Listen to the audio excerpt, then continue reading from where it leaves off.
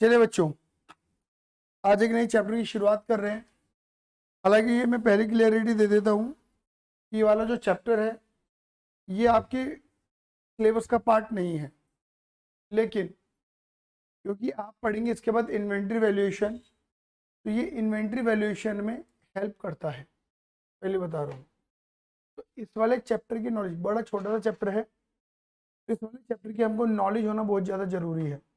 तो नॉलेज हम ऊपर ऊपर से लें, ज़्यादा बेटर, कोई दिक्कत नहीं, एक क्लास लगा के पूरी नॉलेज ले लेते हैं। अच्छा, इसका जो यूज़ है फाइनल अकाउंट के अंदर भी है। तो मतलब आप ये मान के चलो, ये है बड़ा छोटा सा चैप्टर, बट इसके यूसेज अलग अलग चैप्टर्स में है, तो इसलिए हम इसे अलग से करवा रहे हैं।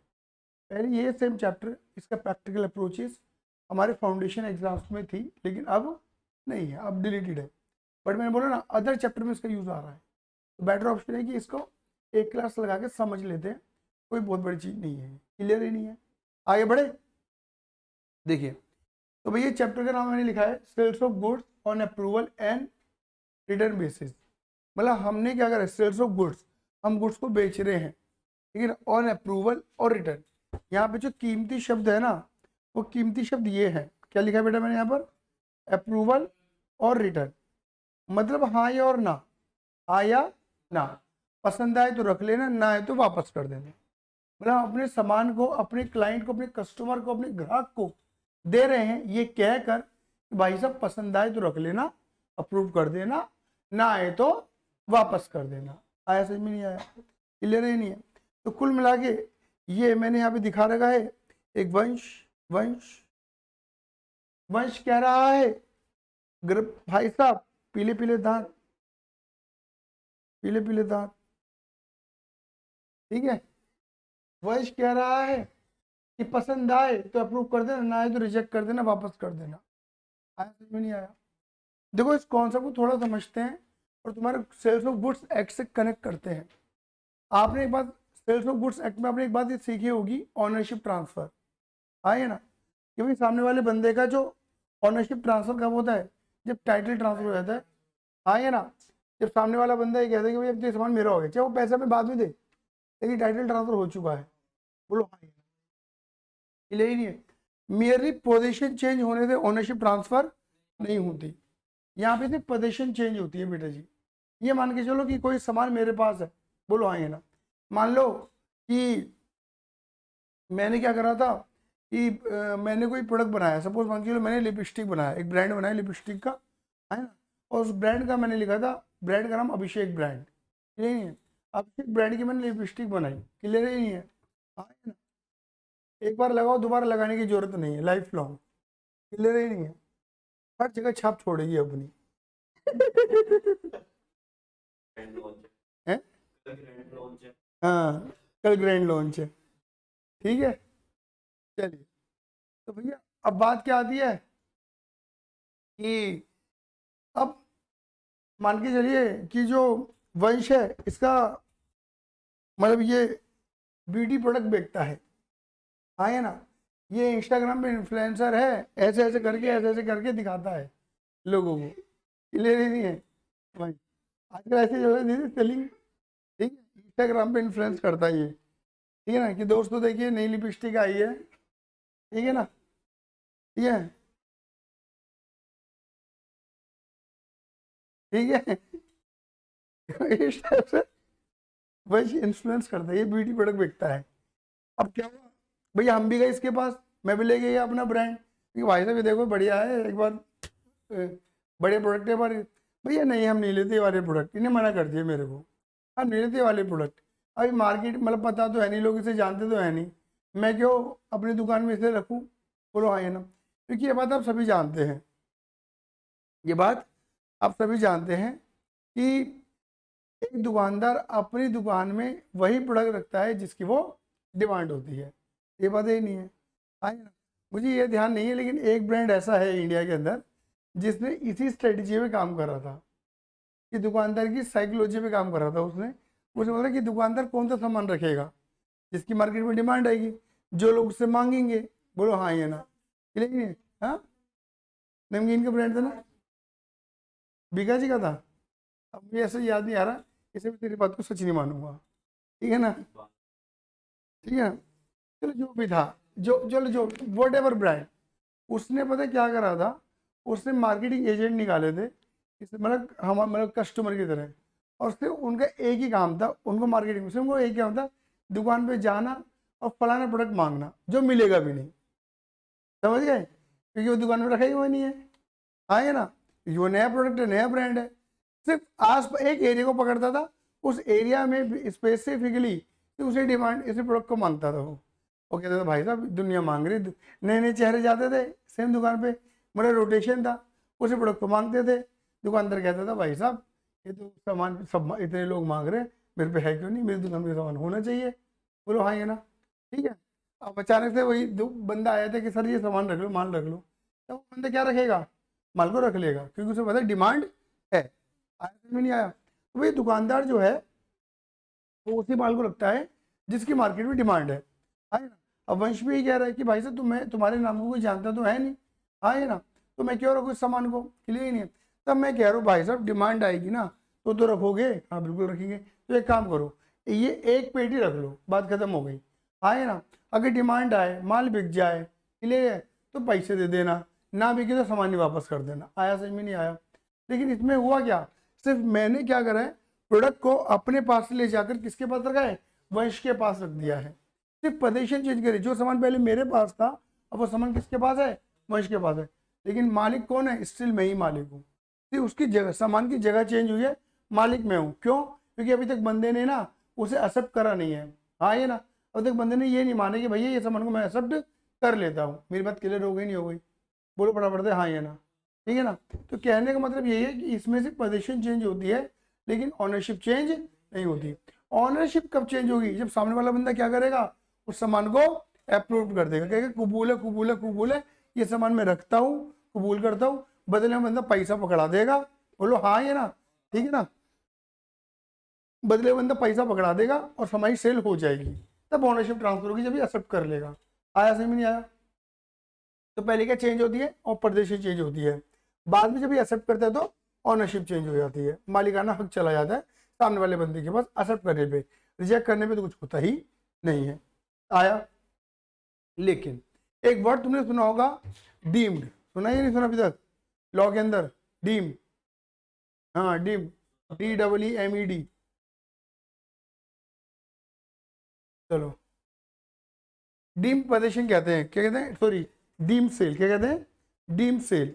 अभी डीम सेल क्या होता है, पहले डीम शब्द का मीनिंग लाइफ लॉन्ग याद कर लेना आप, पहले बता के चलो ये शब्द बहुत बार आने वाले तुम्हारी जर्नी में, ये डीम वर्ड बहुत बार आएगा, और बच्चे इस शब्द को लेके बहुत कंफ्यूज रहते हैं कई बार, ये स्टिल मैं भी कंफ्यूज होता यार क्या मतलब है इसका, क्या मतलब है इसका। तो भैया डीम्ड का मतलब समझ लो, बोलो मानो या ना मानो, बोलो मानो या ना मानो, मानना पड़ेगा, बस। ये बढ़िया डेफिनेशन बताई थी एक बंदे ने मुझे, और भाई साहब बिल्कुल सही करेक्ट मीनिंग निकलता है फिर इस बात से, और मानो ना मानो मानना पड़ेगा, डीम्ड है मतलब क्लियर ही नहीं है। जैसे तुम्हारे नंदगढ़ में यूनिवर्सिटी नहीं है, क्राइस्ट यूनिवर्सिटी, और उसमें लिखा है डीम टू बी यूनिवर्सिटी लिखा हुआ है, वो वही है, मानो ना मानो मानना पड़ेगा, ये यूनिवर्सिटी है, क्लियर ही नहीं है। आया समझ में नहीं आया, ये मैं कहना चाह रहा हूँ, और ये कई सालों से है,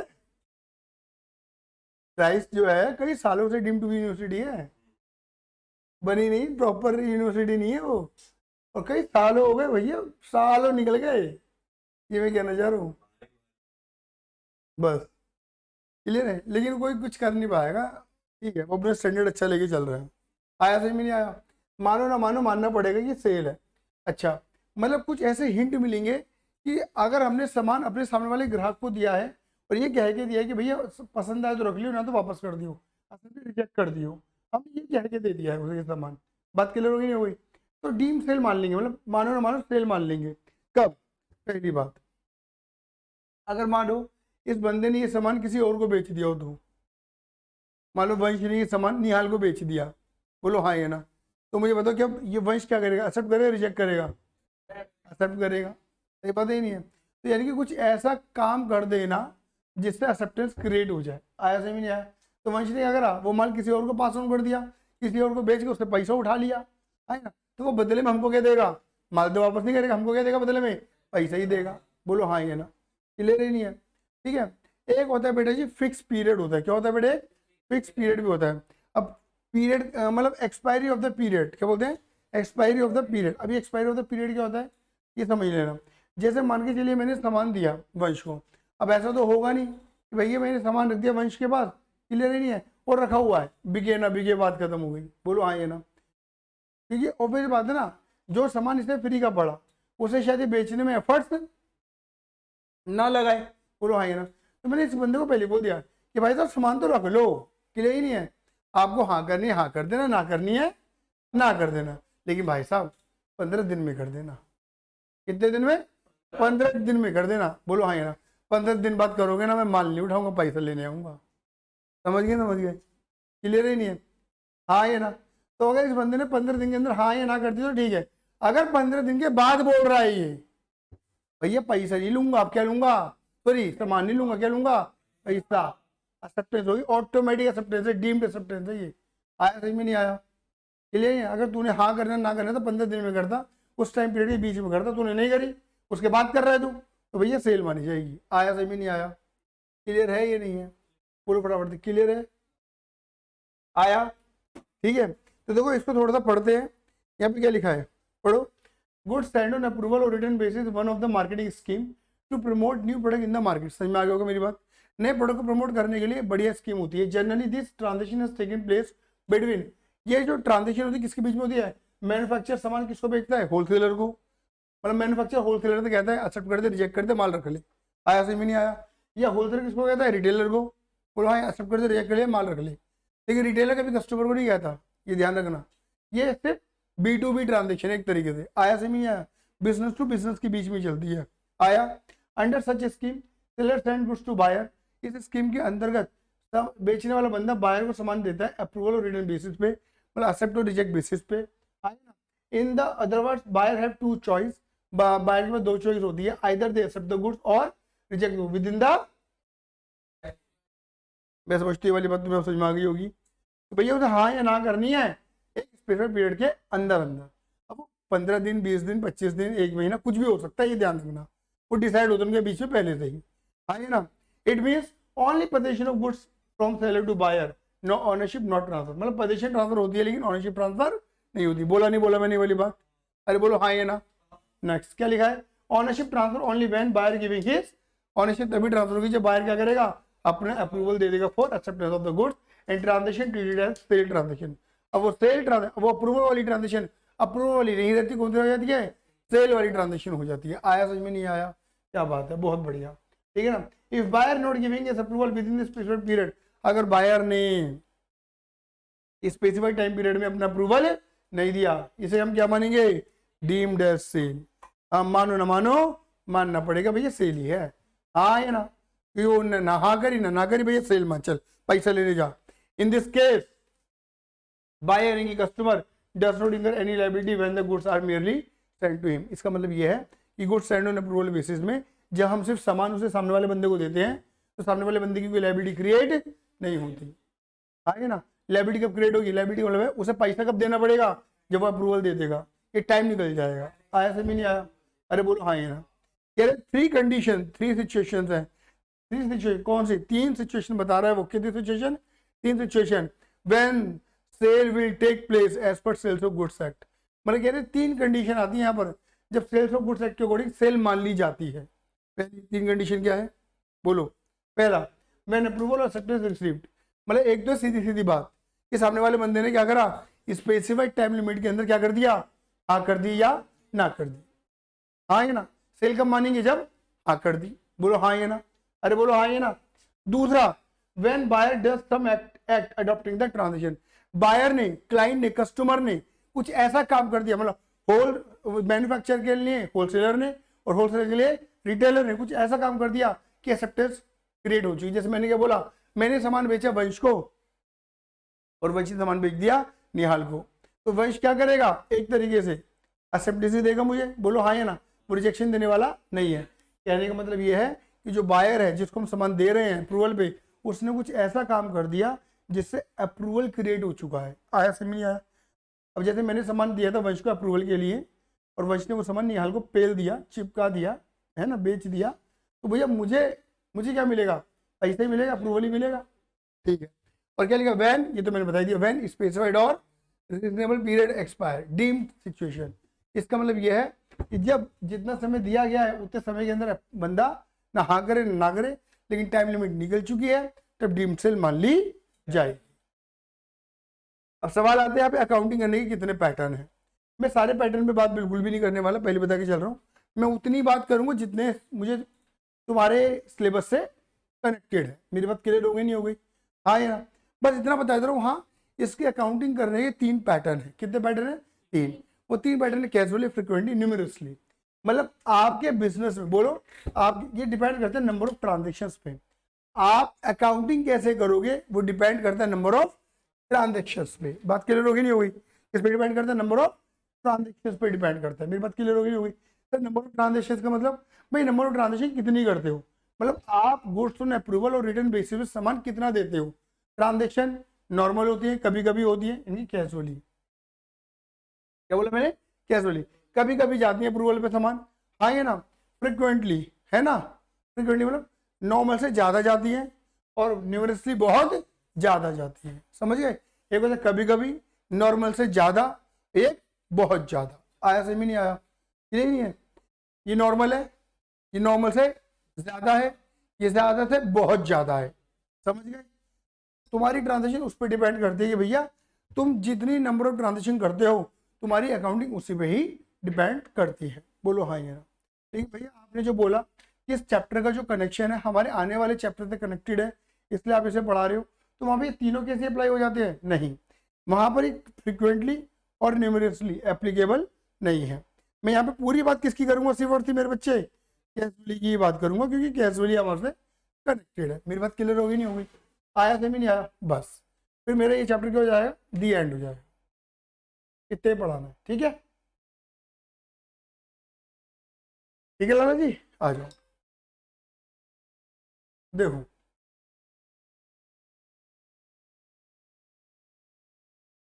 सिर्फ सिचुएशन समझनी है और जनरल एंट्री समझनी है। अगर तुम समझ गए तो भैया मजा आ गई, मान के चलो। यहाँ पे हम लिखेंगे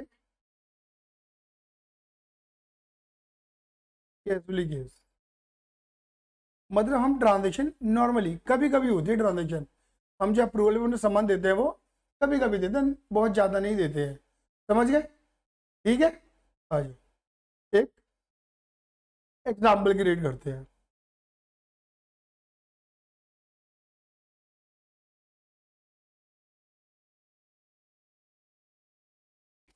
एक काम करता हूँ,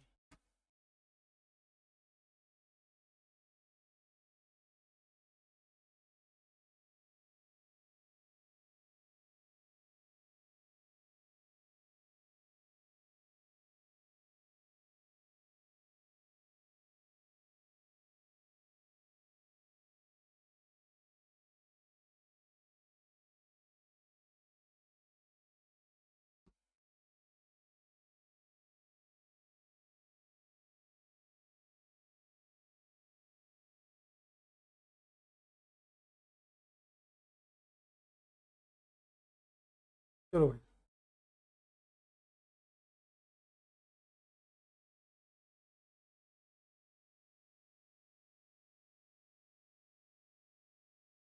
मैंने नोट्स भी उतने ही भेजूंगा आपको जितना कनेक्टेड मैंने पढ़ाया है, ठीक है?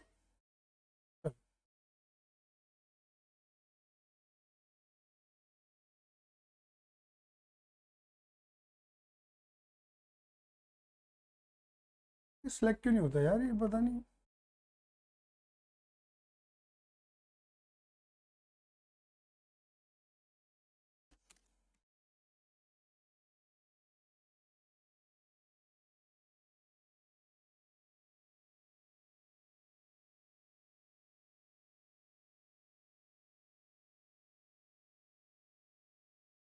क्या परेशानी है इसे? क्या परेशानी है भाई?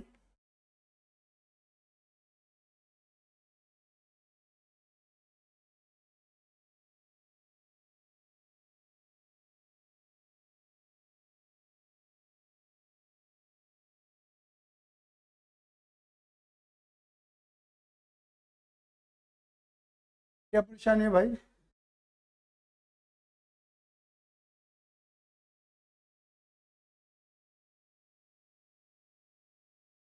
देखो,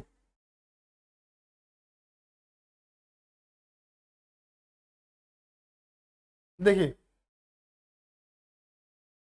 ये मान लेते हैं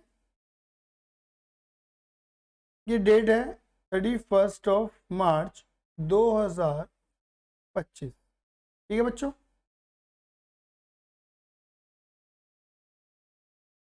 ठीक है, 2025।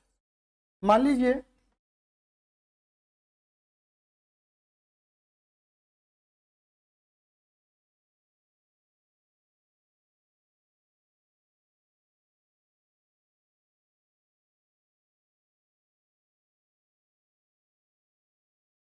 कि स्मार्ट सा मैं हूं।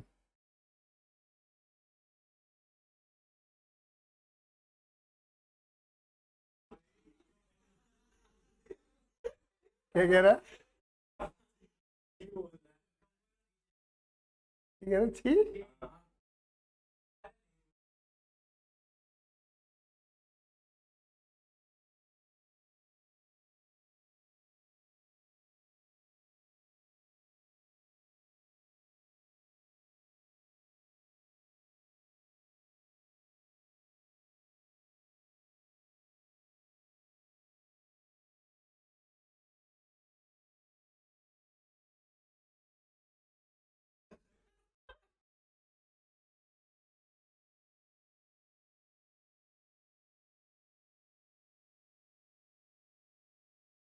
बताइए कौन है?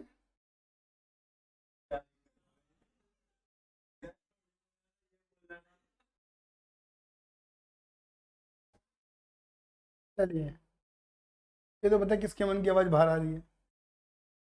अब मान के चलिए मैं वैसे वंश बना था, लेकिन इन्होंने खुद के ऊपर ही ले लिया। इसे कहते हैं उड़ता तीर। चलो भैया। हाँ जी, ये तीर ही बनाया मैंने। देखो जी, विवेक ने सामान बेचा आकर्ष को। एक डेट मान लेते हैं कि मैंने सामान दिया आकर्ष को 15 मार्च। कब बेटा? 15 मार्च। मैं मतलब बहुत कम देता हूँ मैं सामान, कैश में लिए केस। मैंने 15,000 में 15 मार्च को सामान दिया। और सपोज मान लेते हैं मैंने सामान जो दिया वो कितने रुपए का था? 10,000 रुपये का। मतलब मैंने इसके लोकेशन पे 10,000 रुपये का सामान रखवा दिया। मेरी बात क्लियर हो गई नहीं हो गई? और मैंने बोला भैया, आकाश भैया, हाँ करो ना करो जो करने कर लेना, लेकिन 30 दिन के अंदर अंदर, महीने भर के अंदर अंदर कर लेना। महीने भर के अंदर अंदर। अभी महीना क्या हुआ? देखो, महीने भर का मतलब क्या हुआ? तुम्हें हाँ करना है ना करना है, 15/4/25 तक कर देना। किसका मोबाइल बज रहा है?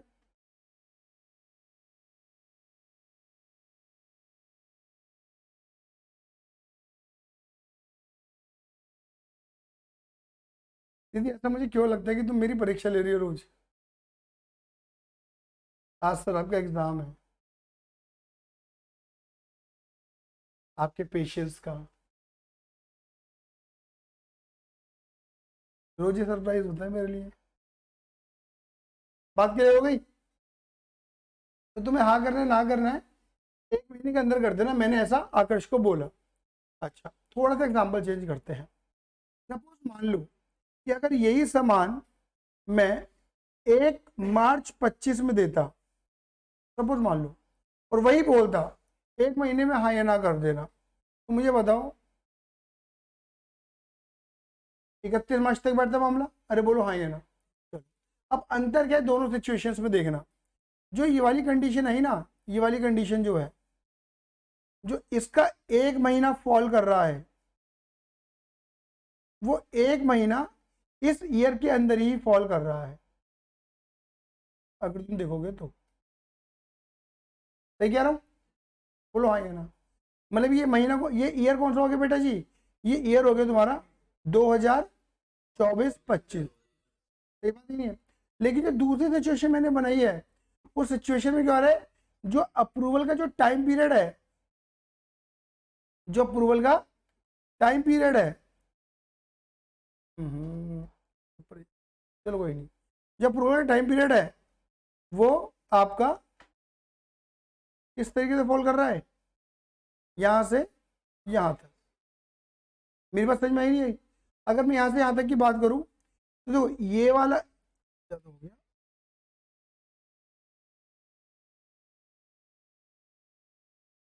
ये एक अलग ईयर आ रहा है यहां तक, सही कह रहा हूं, और यहां तक यहां से एक अलग ईयर शुरू हो रहा है। दीदी मेरी बात क्लियर हो रही है नहीं हो रही है? क्या मैं ऐसा कह सकता नहीं कह सकता स्वाई कि सर ये तो 2024-25 हो गए और सर यहां से ये आगे 2025 और 26 अगला साल, बोलो हाँ ये ना? मतलब यहां पर जो अप्रूवल पीरियड है 1 महीने का, वो अप्रूवल हाँ करना है ना करना है 24-25 में कर देना है, बोलो हाँ ये ना? इसकी बात करेगा तो भैया फेल ही है, आया समझ में नहीं आया? लेकिन यहाँ पे अप्रूवल पीरियड क्या हो रहा है, बढ़ रहा है, कुछ इस ईयर में और कुछ इसके बाद वाले ईयर में। ये तो आगे तुम्हारा क्या 24-25 और ये क्या आगे तुम्हारा 25-26, बोलो हाँ या ना? इससे तो फर्क पड़ेगा भाई, बहुत फर्क पड़ेगा। अब तुम देखना क्या फर्क पड़ेगा, इधर देखना, ठीक है? तो मैं यहाँ पर क्या करता हूँ, यहाँ पर मैं लिखता हूँ केस ए, पहले केस ए लिख देता हूँ और इस वाली डेट को मैं नाम दे देता हूँ केस बी। दीदी मेरी बात क्लियर हो गई नहीं हो गई? चलो तो पहले मैं तुम्हें केस ए समझाता हूँ, जिससे तुम्हें मेरी बातें डाइजेस्ट होनी शुरू हो जाएंगी। केस ए, अब देखो दीदी मुझे बताओ, मैंने जो सामान है वो बेच दिया या अप्रूवल पे दिया है? अप्रूवल पे दिया है। अब दिमाग लगाना, जब मैंने 1 मार्च को, इधर देखना सारे बच्चे, जब मैंने 1 मार्च 2025 को आकर्ष को सामान दिया, मैंने दिया तो अप्रूवल पर ही है, हाँ करते ना करते जो करना कर दियो भाई, यही मैंने बोला है, सही बात ये नहीं है भैया? हाँ करना ना कर दे, जो करना भैया कर दियो। मेरी बात क्लियर होगी बच्चों, बोलो हाँ या ना? अब क्योंकि ये ट्रांजेक्शन मेरे में क्या होती है, बहुत कम होती है, कैजुअली ट्रांजेक्शन होती है, तो यहाँ पर हम दिमाग लगाते हैं यार साल भर में 5-6 ट्रांजेक्शन होनी है, साल भर में 5-6 ट्रांजेक्शन करने के लिए अलग से एक बुक्स मेंटेन करना समझदारी नहीं है, क्योंकि इसके जो बाद वाले मेथड है कैजुअली के बाद न्यूमरसली और फ्रिक्वेंटली में क्या होता है, sales of goods and approval की बुक मेंटेन होनी शुरू हो जाती है अलग, समझ गए? क्योंकि ट्रांजेक्शन नॉर्मल से ज्यादा या बहुत ज्यादा हो जाती है। आया समझ में नहीं आया? तो कैजुअली में हमारी टेंडेंसी या हमारी साइकोलॉजी ये होती है या साल भर में 5-6 ट्रांजेक्शन होती है ये वाली, हाँ या ना? है ना? तो उसके लिए अलग से बुक्स मेंटेन करना कोई समझदारी नहीं है। तो लेकिन भैया सामान तो गया है भाई, विवेक ने आकर्ष को सामान तो दिया है, दे दिया है, बेचा नहीं है, बोलो हाँ या ना? सामान दे तो दिया है, अब सामान गया है तो एंट्री तो लगनी चाहिए, अरे बोलो हाँ या ना? अरे मेरी बात क्लियर है ये नहीं? एंट्री तो लगनी, क्योंकि माल तो गया है, आया सही में नहीं आया? अरे बोलो हाँ या ना? तो भैया क्या होगा ये समझ लो, तो भैया क्या होगा, तभी कहते हैं कि ठीक है, मानक कॉन्सेप्ट ये कहता है कि ये सेल नहीं है, लेकिन आप इसे सेल मान लो, आप इसे सेल मान लो, है नहीं मान के लगा दो। आपने 1 मार्च को मान लेना कि मैंने सेल कर दी, जबकि सेल नहीं है। अगर सामने वाला बंदा वापस करेगा तो सेल रीडिंग की एंट्री लगा देना। आया कि नहीं आया? क्लियर नहीं है? तो देखो मैं एंट्री क्या लगाऊंगा, 1 मार्च को मैं बोलूंगा आकर्ष, आकर्ष कौन हुआ एक तरीके से मेरा debtor, client customer, Akarsh account debit to sales account, बताओ कितने रुपए की एंट्री, 10,000। क्या मेरी बात समझ में आई या नहीं आई? ये सेल नहीं है, मैं सेल मान के एंट्री लगा रहा हूं, मैं सामने वाले बंदे से ये मान रहा हूं कि ये मुझे पैसा देगा, हाँ या ना? अब सपोज मान के चलो इस 1 मार्च से लेके 1 महीना मिला हुआ है आकर्ष को, 31 मार्च 25 तक, 31 मार्च 25 तक, मेरी बात क्लियर हो गई ना? हुई? अगर आकर्ष को सामान वापस, अगर आकर्ष ने एक्सेप्ट कर दिया, क्या कर दिया, एक्सेप्ट, क्या बोल दिया, कबूल है कबूल है कबूल है, क्या है, कबूल है कबूल है कबूल है, बोलो हाँ या ना? तो भैया मैं कोई एंट्री लगाने वाला नहीं हूं, क्यों? क्योंकि एक्सेप्ट करने पर क्या होता है, सेल की एंट्री, और सेल की एंट्री में पहले मिल चुका हूं। आया समझ में नहीं आया? बोलो हाँ या ना? तो अगर ये बंदा हाँ कर देगा तो मैं कहूंगा अरे हाँ कब लगे सेल, और सेल की एंट्री तो लग चुकी है। आया समझ में नहीं आया? अरे क्लियर ही नहीं है। चलो, लेकिन अगर इस टाइम पीरियड में बंदे ने क्या कर दिया, रिजेक्ट, और मेरे बेटा क्या कर दिया, रिजेक्ट, और बेटा क्या कर दिया, मना कर दिया, जी मैं नहीं ले रहा सामान, मैं मतलब सामान वापस कर रहा हूँ आपका, तब एंट्री क्या लगेगी, तब एंट्री आप या तो लिख देना सेल्स, या आप सेल्स रिटर्न भी लिख सकते। बात क्लियर हो गई, नहीं हो गई? जैसा आपको मन करे, क्योंकि फर्क कुछ नहीं पड़ने वाला। मैं सेल लिखूंगा तो भी सेल कम हो जाएगी, मैं सेल रिटर्न लिखूंगा तो भी सेल्स कम हो जाएगी। आया समझ में नहीं आया? और क्या लिख दूंगा, टू आकर, ये बंदा मेरा एक्चुअल में डेटर था ही नहीं, इसे मैं डेटर की पोजीशन से हटा दूंगा। क्या मेरी बात इतनी डाइजेस्ट हो गई या नहीं हो गई, पहले इतना बता दो। ये बहुत सिंपल केस बताया, बोलो हाँ या नहीं? हाँ। तो यानी कि ये केस क्या है, जब एक्सेप्टेंस रिजेक्ट, मतलब सामान गया भी सेम ईयर में और वापस भी एक्सेप्टेंस रिजेक्शन सेम ईयर में आ रही है, और ईयर चेंज वाला कोई फंडा नहीं। अब केस बी की बात करते हैं, यहाँ तक क्लियर है मेरे बच्चों? अरे बेटा बोल दो हाँ। चलो, अब मैं यहाँ पे क्या लिखता हूँ, बोल फटाफट दे, case B, case B, case B, case B. अब केस बी क्या होगा, केस बी में क्या हुआ कि मैंने सामान 1 मार्च को ना देके कब दिया, 15 मार्च में दिया। क्या दिया, 15 मार्च में दे दिया। अरे बोलो हाँ ये ना, ठीक है, मैंने सामान 15 मार्च में दे दिया, तो 15 मार्च में मैंने एंट्री क्या लगाई होगी, मैंने भैया एंट्री लगा दी होगी, बोलो Aakarsh account debit to sales, Aakarsh account debit to sales. भैया आकर्ष कौन है, मेरे डेटर, मतलब मेरे बच्चे क्या हो गया, debtor account debit to sales. मेरे बेटे कितने रुपए की एंट्री है, 10,000। क्लियर है लाला जी? सिचुएशन, अब देखो सिचुएशन क्या है, अगर बंदे ने 15 मार्च 25 से लेके क्या करा, 31 मार्च 25 तक, ये 1 महीना 15 दिन है, 15 दिन है, 15 दिन है, क्या है, 15 दिन है। इस टाइम में बंदे ने क्या करा, समझ गए? अब मुझे सारे बच्चे बताना ये कौन सा ईयर है, मतलब 15 दिन आ रहे हैं 24-25 में, 15 दिन आ रहे हैं 25-26 में, सही बात बोल रहा हूँ दीदी? तो बंदे ने एक्सेप्ट करा या रिजेक्ट करा, कब करा, 24-25 में कर दिया। अगर एक्सेप्ट करा तो क्या बोलोगे, क्योंकि एक्सेप्ट का मतलब है सेल, और सेल की एंट्री तो मैं पहले लगा चुका हूँ, और 24-25 में लगाई लालच जी मैंने एंट्री। और लेकिन अगर बंदे ने क्या करा, इसी टाइम पीरियड में क्या कर दिया, रिजेक्ट, तो रिजेक्ट में क्या होगा भाई, या तो सेल लिख दूं या सेल्स रिटर्न लिख दूं। वैसे सर आपके फॉलो करते हो बेटा, मैं बेटर सेल रिटर्न ही फॉलो करता हूं। टू आकर्ष, आकर्ष को मैं डेटर की पोजीशन से हटा दूं। बताओ यहां तक मेरी बात क्लियर हो गई, नहीं हो गई? अरे क्लियर ही नहीं है, अरे क्लियर ही नहीं है, ठीक है। तो पहले क्या हुआ, एक्सेप्ट करा तो नो एंट्री, रिजेक्ट करा तो एंट्री, बोलो हाँ या ना, अरे बोलो हाँ या ना? सीधी सिचुएशन बेस में क्या, नो कंसेंट, क्या लिखा है, नो कंसेंट, बंदे ने कुछ बोला ही नहीं है। तुम्हारे मन में सवाल आएगा ऐसे कैसे हो जाएगा, ना बोलेगा वो, अरे क्यों नहीं बोल सकता वो,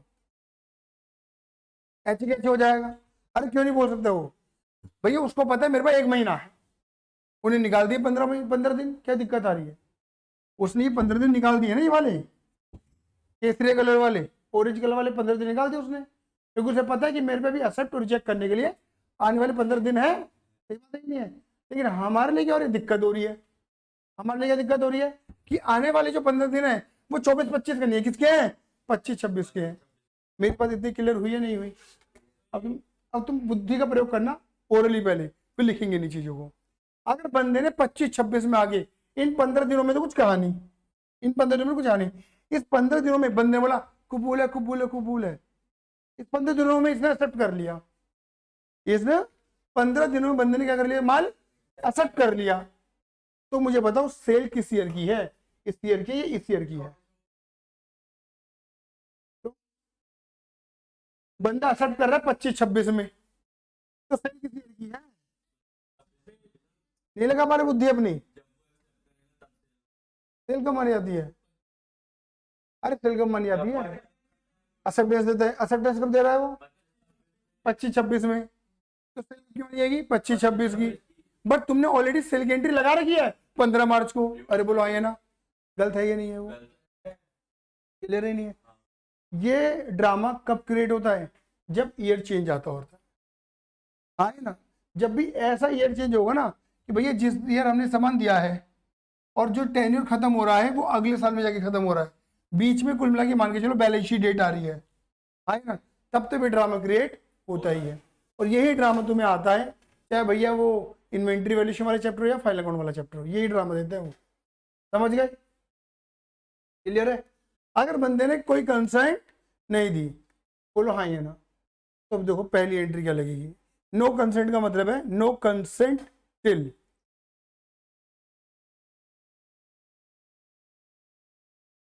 नो कंसेंट टिल कब तक?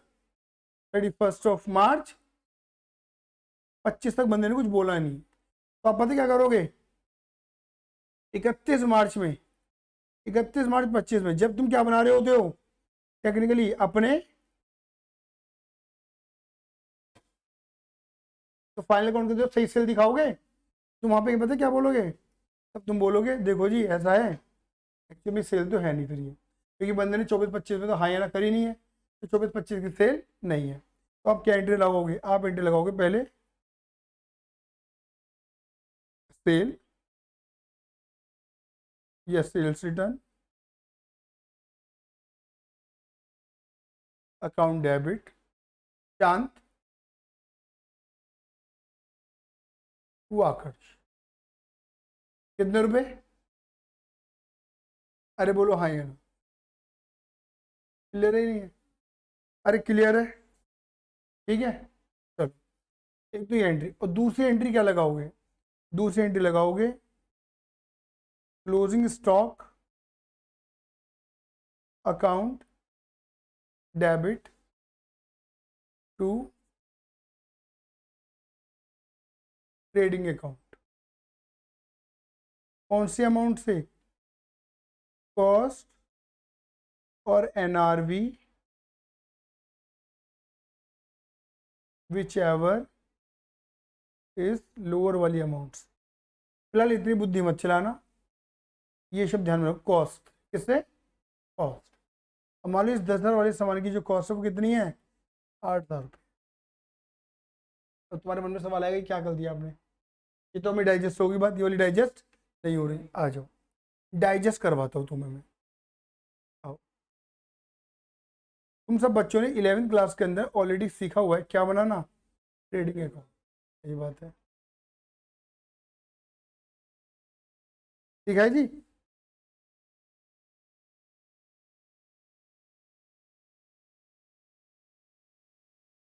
ठीक है, आ गया? आप सब बच्चों को पता है यहाँ पर क्या आता है? ओपनिंग स्टॉक, पहले से कितना माल था। यहाँ पे क्या आता है? परचेजेस, हमने और कितना माल खरीदा। यहाँ पे क्या आता है? सेल्स, कितना माल बेचा। यहाँ पे क्या आता है? कितना माल बच रहा है। अब बेटा बुद्धि लगाओ, ये क्या है? ये है बेचा। अरे बोलो हाँ ये ना। और बेटा ये क्या है? बचा। बेचा और बचा, बेचा और बेचा बचा, बेचा बचा। अरे बोलो हाँ ये ना। अरे क्लियर है? ठीक है, मुझे बताओ, मुझे इतना बताना, सपोज मान के चलो 10,000 किलो माल ये था, 1 लाख किलो मैंने माल खरीदा, तो मेरे पे टोटल माल कितना है? 10,000 किलो माल पहले से था, 1 लाख किलो मैंने माल खरीदा, कितना माल था पहले? अब कितना? 1,10,000 किलो। अब 1,10,000 किलो ही माल में बेच सकता हूँ, बोलो हाँ ये ना, मैक्सिमम। ठीक है ना, मैंने मान के चलो 70,000 किलो माल बेच दिया, तो कितना बच रहा है? 40,000 किलो। आया सही में? नहीं आया? हालांकि हम क्वांटिटी में नहीं लिखते, अमाउंट्स में लिखते हैं अमाउंटों को। मैं तो क्वांटिटी में समझा रहा हूँ, सिर्फ समझाने के लिए समझा रहा हूँ।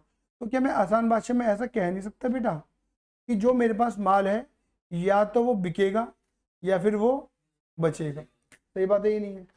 ये पढ़ना आया नहीं आया? तो साई सत्यांश में ऐसा कह सकता हूँ नहीं कह सकता हूँ कि जो माल बिक गया वो बचना नहीं, जो बचा है वो बिका नहीं। सही बात है ये नहीं है? और वही बुद्धि यहाँ लगाओ ना जो मैंने यहाँ बोला है।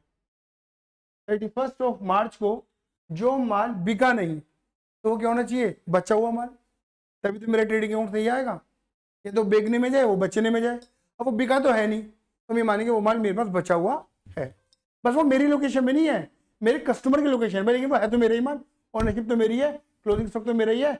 अपना टाइटल दिखाऊंगा तभी क्लोजिंग स्टॉक कहाँ जाएगा? बैलेंस शीट की एसेट में और ट्रेडिंग अकाउंट के क्रेडिट में। आया सही में नहीं आया?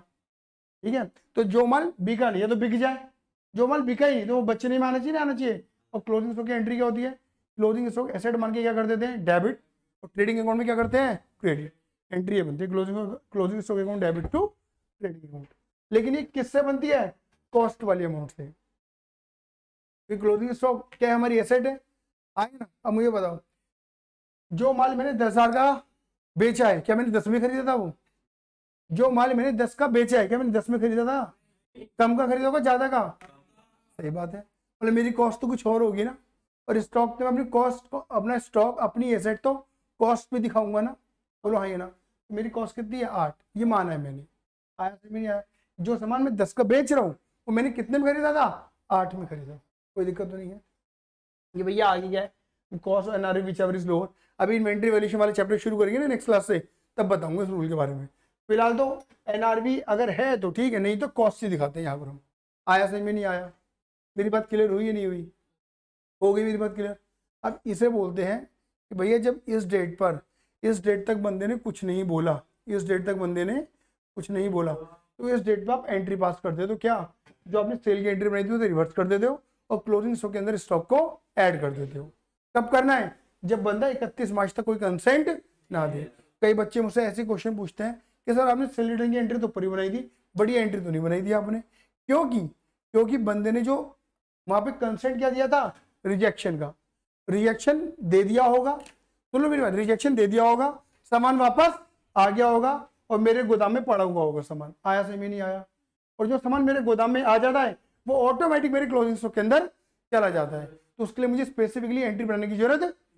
दोबारा बोलता हूँ, बच्चे मुझसे क्वेश्चन क्या पूछते हैं कि सर आपने ये सेल रिटर्न वाली एंट्री टू अकर्स तो ऊपर ही बनाई थी आपने एंट्रियां, लेकिन आपने ये एंट्री नहीं बनाई थी। बोलो आइए ना। जैसे जब आपने केस ए पढ़ाया, आपने बोला बंदे ने एक्सेप्ट करा तो नो एंट्री क्योंकि पहली बन चुकी है, रिजेक्ट करा तो आपने रिवर्स की एंट्री बना दी थी। बोलो हाँ या ना? लेकिन आपने वो क्लोजिंग स्टॉक एंट्री वाली, क्लोजिंग स्टॉक टू ट्रेडिंग वाली एंट्री नहीं बनाई। क्यों नहीं बनाई? क्योंकि मैंने बोला क्योंकि यहां पर बंदा कंसेंट दे रहा है। क्या कंसेंट दे रहा है? रिजेक्ट। नहीं चाहिए तेरा माल, नहीं चाहिए तेरा माल। का उन्हें सामान वापस कर दिया और जो सामान बंदे ने वापस कर दिया मेरे गोदाम में पड़ा हुआ है, और जो सामान मेरे गोदाम में पड़ा हुआ है वो ऑटोमेटिक मेरे क्लोजिंग स्टॉक में आ जाता है। समझ गए? सर ऐसे कैसे आ जाता है? बता दूंगा, क्योंकि इन्वेंट्री वैल्यूएशन के अंदर यही चीज सिखाई जाती है कि इन्वेंट्री का जो वैल्यूएशन होता है, जो क्लोजिंग स्टॉक निकाला जाता है, वो कैसे निकाला जाता है? गोदाम में जाके, बोलो, गोदाम में जाके एक एक करके क्वांटिटी को काउंट करके निकाला जाता है। आया समझ में? तो जो माल मेरे गोदाम में पड़ा हुआ है वही माल मेरा क्लोजिंग स्टॉक नजर आता है। आया समझ में नहीं आया? इससे मुझे बनाने की जरूरत नहीं है, ऑटोमेटिक एंट्री रिफ्लेक्ट कर जाती है। ऐसे यहां पर देखो, अगर बंदे ने 24-25 के 15 दिनों में एक्सेप्ट करा तो नो एंट्री, रिजेक्ट करा तो रिवर्स एंट्री। रिजेक्ट कर दिया ना बंदे ने तो माल आ गया गोदाम में आ गया, और जो माल मेरे गोदाम में आ गया वो क्लोजिंग स्टॉक के अंदर ऑटोमेटिक आ जाता है। मेरी बात क्लियर हो गई नहीं हो गई? अरे बोलो हाँ या ना? लेकिन नो कंसेंट का मतलब क्या है? कि बंदे ने ना हाँ करी ना करी। तो हम क्या कहते हैं कि बंदा अगर देखो हाँ करेगा या ना करेगा, इस ईयर में तो नहीं करेगा, कब करेगा? अगले साल करेगा। अगर बंदे ने अगले साल हाँ करी तो सेल भी कब है? अगले साल की। इस साल की सेल नहीं है तो क्या करो, इस साल तो रिवर्सल लगाओ। लेकिन ये रिवर्सल का मतलब रिजेक्शन नहीं है, हम खुद रिवर्सल लगा रहे हैं क्योंकि इस ईयर की सेल नहीं है वो। अरे आया से भी नहीं आया? और क्योंकि अभी तक बंदे ने रिजेक्शन करा ही नहीं है तो माल भी उसी के पास पड़ा हुआ है। जो माल उसके पास पड़ा हुआ है वो मेरे गोदाम में है ही नहीं, और जो माल मेरे गोदाम में नहीं है वो मेरे क्लोजिंग स्टॉक में भी आया नहीं है। मुझे डालना पड़ेगा। क्यों डालना पड़ेगा? क्योंकि वो मेरा माल है, बस पड़ा कहीं और है। आया से भी नहीं आया? अगर मेरे पास पड़ा होता तो ऑटोमेटिक काउंटिंग में आ जाता, किसी और के पास है तो मेरे गोदाम में नहीं है, और मेरे गोदाम में नहीं है तो काउंटिंग में डालना पड़ेगा। आया बोलो हाँ या ना, मेरी बात क्लियर नहीं हुई? यहाँ तो कोई परेशानी तो बता दो। क्लियर है? अब क्या होता है, अगर मान लो ठीक है ना, बंदे ने 1 अप्रैल 25 से 15 अप्रैल 25 तक के बीच में, मतलब समझ गए, अगले साल की, मतलब ये कौन सा ईयर आ गया, 25-26 में। दीदी बंदे ने 25-26 में क्या कर दिया, एक्सेप्ट करा, तो एंट्री क्या बना देना दोबारा से भाई। बंदे ने बोला कबूल है, ठीक है जी, आकर्षक अकाउंट डेबिट टू सेल्स, ठीक है, अभी सेल अगले साल की मानी जाएगी, तो सेल की एंट्री लगा देंगे। आया समझ नहीं आया? कितने रुपए की, 10 10। बेटा मेरी बात क्लियर है ये नहीं है? लेकिन अगर बंदे ने क्या कर दिया, क्या कर दिया, रिजेक्ट, बंदे ने मना कर दिया, मुझे नहीं चाहिए माल तुम्हारा, वापस कर दिया, तो कुछ करना है, सबको एंट्री बनने वाली।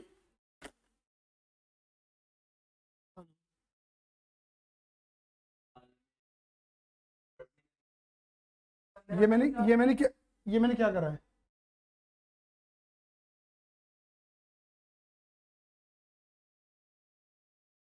जी मैं कहानी पूरी वही बता रहा हूँ। मैंने ये तो बोला तुमसे बार बार, 15 मार्च को मैंने सामान दिया, मैंने सेल की एंट्री बनाई, बंदे के पास पूरे 30 दिन हैं, बंदे ने 24-25 के 15 दिनों में कुछ बोला, जब कुछ बोला नहीं तो 31 मार्च को मैं क्या एंट्री लगाऊंगा, भाई 24-25 तो बंदे ने बोला नहीं है, तो बंदा जो हाँ करेगा ना करेगा कब करेगा, अगले साल करेगा। हाँ करेगा तो अगले साल की सेल है, वो साल की सेल रिवर्स करूंगा नहीं करूंगा, मैं पहले ही रिवर्स करा के चल रहा हूँ, बाद में नहीं करता रिवर्स, जब वो इस सेल की सेल है ही नहीं, रिवर्स पहले ही कर दिया ना। तो एक तरीके से जो मैंने ये वाली एंट्री बनाई थी, ये ये रिवर्स करने के बाद क्या हो गई, खत्म हो गई एंट्री, वो क्लोजिंग स्टॉक के अंदर ऐड कर दिया। अब बंदा 25-26 में अगर हाँ कर रहा है तो दोबारा सेल की एंट्री बनेगी नहीं बनेगी, 25-26 की बनेगी, अब 24-25 की तो खत्म हो चुकी। आया समझ में नहीं आया? क्लियर है? और बोलो। ठीक है, और अगर बंदे ने क्या कर दिया, रिजेक्ट, तो नो एंट्री। क्यों? क्योंकि ये ऑब्वियस बात है, हम तो पहले से रिवर्सल एंट्री लगा चुके थे, क्योंकि रिजेक्शन पे वो होता है ना, रिवर्स एंट्री लगती है, वो तो पहले लगा चुका था, तो एंट्री बनने वाली। आया समझ में नहीं आया? अरे क्लियर है? ये पूरा कॉन्सेप्ट, सिर्फ इतनी सी बात थी समझाने लायक। कोई दिक्कत है इस बात में? किसी का कहीं से कुछ भी क्वेश्चन है तो मुझसे पूछ सकता है, कोई दिक्कत वाली बात।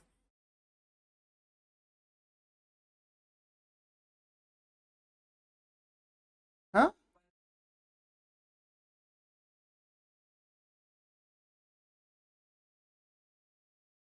एग्जैक्ट डेट बता, 25-26 कौन सी? 15 अप्रैल, 15 अप्रैल 2025 में बंदे ने क्या करा। अच्छा मतलब ये बंदे ने, अच्छा अब देखो यहाँ पे साई ये कहना चाह रहा है कि सर बंदे ने 15 तारीख 25 तक भी क्या बोला, चुप रहा, ये कहना चाह रहा साई, बंदे ने कुछ नहीं बोला। अरे बंदा मत मत बोला है, डीम्ड फेल है, टाइम पीरियड निकल चुका तेरा, तो डीम्ड सेल में क्या एंट्री बन जाएगी। आया? क्लियर है? सब बताया मैंने, आप कोई क्वेश्चन है तो पूछो, इतना तो कॉन्सेप्ट माइंड में होना चाहिए तुम्हारे। क्लियर है? ठीक है, चलिए दूसरा, अब शुरुआत करते, इसी में कर रहे हैं चैप्टर, इसमें रीनेम कर दूं, रीनेम पेज होगा एंड कंटिंजेंट।